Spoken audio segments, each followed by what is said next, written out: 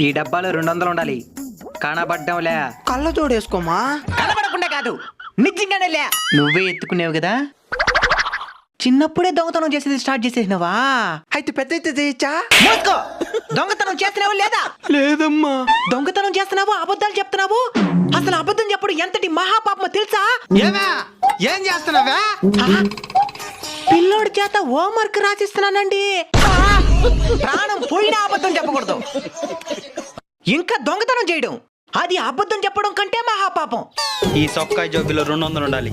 ఎవరు ఎత్తుకున్నారు? నైనా డబ్బాలో ఉంటే 200 నేను ఎత్తుకున్నా. మీ జోబులో ఉంటే 200 నేను ఎత్తుకోలేదు నైనా. అంటే